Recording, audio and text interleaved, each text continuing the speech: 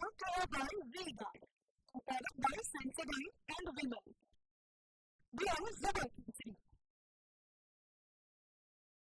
સમાચારમાં આગળ વધીએ તો અમદાવાદમાં લવ જેહાદનો એક ગજબનો કિસ્સો સામે આવ્યો છે, જેમાં હિન્દુ સંગઠનોના ભારે દબાણ બાદ ફરિયાદ નોંધાઈ છે. અમદાવાદમાં પોલીસને તેની ફરજનું ભાન કરાવ્યું છે. સામાન્ય લોકોએ હોટલમાં રોકાવા યુવતીનું બનાવટી આધાર કાર્ડનો ઉપયોગ થયો હોવાની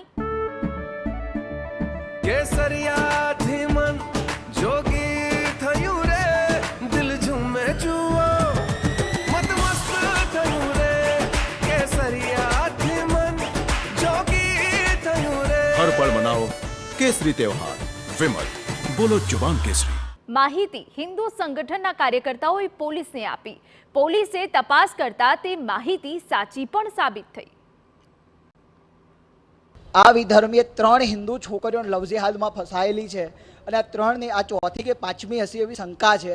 અને અમે પોલીસશ્રીને પણ પ્રશાસનને પણ વિનંતી કરીએ છીએ, તમે આની વિરુદ્ધમાં સરકારશ્રી ફરિયાદ બને અને આની વધુમાં વધુ તપાસ થાય અને આનું બહુ મોટું કૌભાંડ અને ષડયંત્ર બહાર આવે એવી શક્યતા છે. એટલા માટે અમે પોલીસ પ્રશાસનને પણ કહીએ છીએ કે તમે સરકાર વતી ફરિયાદ આની જલ્દીમાં જલ્દી નોંધવામાં આવે.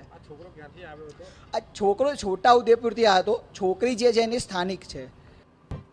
પોલીસ તપાસમાં સામે આવ્યું છે કે છોટાઉદેપુરના યુવક રેહાન અહેમદ અબ્દુલ શેખ અને એક યુવતી હોટલમાં રોકાવા માટે પુરાવા તરીકે આપેલા યુવતીના આધાર કાર્ડમાં ચેડા થયેલા છે. આરોપી રેહાને ફોટો એડિટ કરવાની એપ મારફતે આધાર કાર્ડમાં ચેડા કર્યા.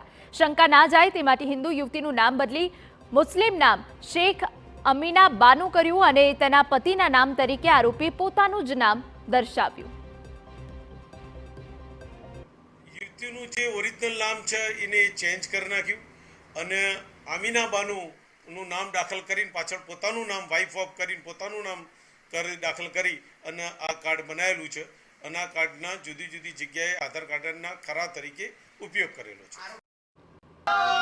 વસ્ત્રાપુર પોલીસે હાલ ફરિયાદ આરોપી રેહાન શેખ અને યુવતી સામે ફરિયાદ નોંધી આરોપીની ધરપકડ કરી લીધી છે. રેહાને યુવતીના નકલી આધાર કાર્ડનો ઉપયોગ કેટલી જગ્યાએ કર્યો છે, અન્ય કોઈના આધાર કાર્ડ આ રીતે બનાવ્યા છે કે નહીં, તે તમામ મામલે હવે પોલીસે તપાસ હાથ ધરી છે.